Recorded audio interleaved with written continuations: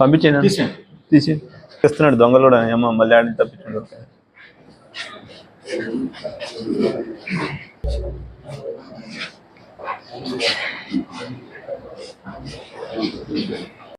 అందరికీ నమస్కారం.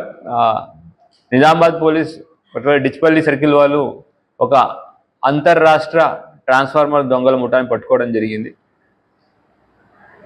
రీసెంట్ పాస్ట్లో మనకి ట్రాన్స్ఫార్మర్ అఫెన్సెస్ ఎక్కడైతే విలేజెస్లో ఎవరు మనుషులు తిరగని ప్లేసెస్లో ట్రాన్స్ఫార్మర్ అఫెన్సెస్ అవ్వడం జరుగుతూ ఉంది, కంటిన్యూస్ జరుగుతూ ఉంటే దాని మీద నిఘా పెట్టి కంటిన్యూస్ మానిటరింగ్, ఎవరు కొత్త వ్యక్తులు ఎవరు వస్తున్నారు, ఎట్లా వస్తున్నారు అనే దాని మీద మానిటరింగ్ చేస్తున్న క్రమంలో నిన్న ఈవినింగ్ ఇందల్వాయి పోలీసులు వారు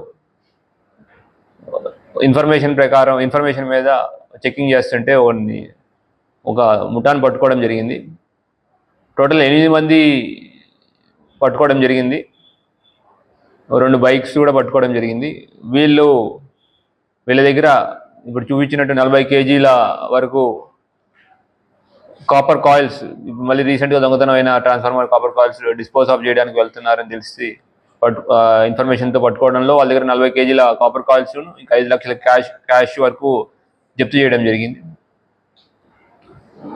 వీళ్ళ మోడల్స్ ఏంటి అంటే ఊరు చివర్లలో ఎవరైతే జనాలు తిరగని ప్లేసెస్లో ఉంటే ఐడెంటిఫై చేసుకుని అక్కడికి వెళ్ళి రాత్రిపూట సాయంత్రం కల్లా అక్కడికి వెళ్ళి చీకట్లో దాక్కుని రాత్రి వెళ్ళి ఆ ట్రాన్స్ఫార్మర్ కింద పడేసి దాంట్లో ఉన్న కాపర్ కాయిల్ దొంగతనం చేసుకుంటూ వెళ్ళి డిఫరెంట్ ప్లేసెస్లో వీళ్ళకి రిసీవర్స్ ఉన్నారు, వాళ్ళకి అమ్మడం జరుగుతూ ఉంటుంది.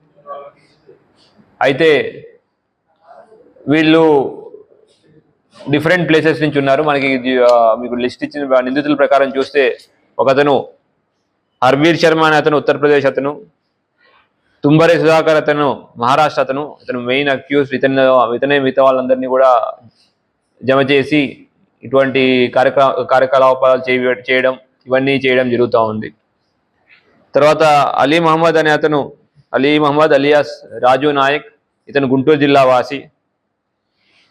అట్లానే ఎడల వెంకటేశ్వరరావు అనే అతను ప్రకాశం జిల్లా. షాపల్లి రవీందర్ మహబూబ్ నగర్ జిల్లా. లింగప్ప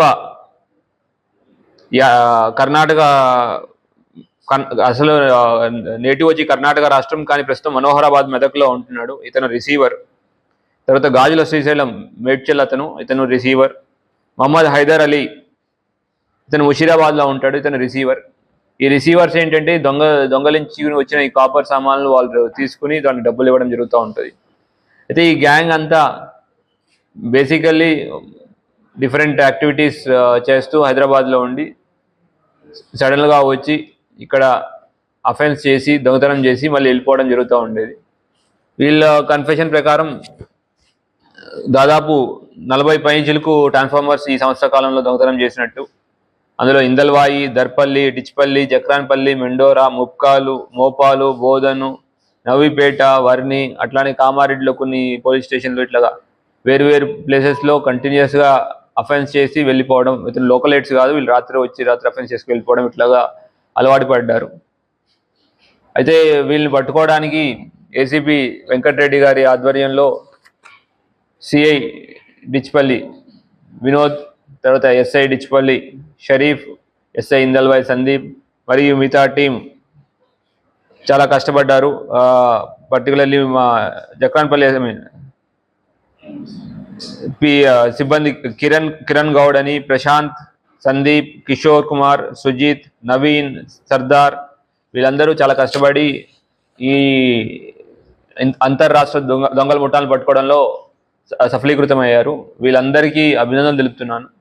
అట్లానే మన మీడియా మిత్రుల ద్వారా అందరికీ ఒక విజ్ఞప్తి, మీ ఏరియాలో ఎటువంటి అపరిచిత వ్యక్తులు కానీ కొత్త వ్యక్తులు కానీ మన ఊరికి సంబంధం లేని వ్యక్తులు కానీ మూమెంట్ ఉంటే, లేదు అంటే వేరే కార్యకలాపాల కోసం వేరే వర్క్ రీత్యా కానీ పని రీత్యా కానీ బయట వాళ్ళు వచ్చి ఉన్నా కూడా వాటి యొక్క ఇన్ఫర్మేషన్ లోకల్ పోలీస్కి ఇవ్వాల్సిన కోరుకుంటున్నాం.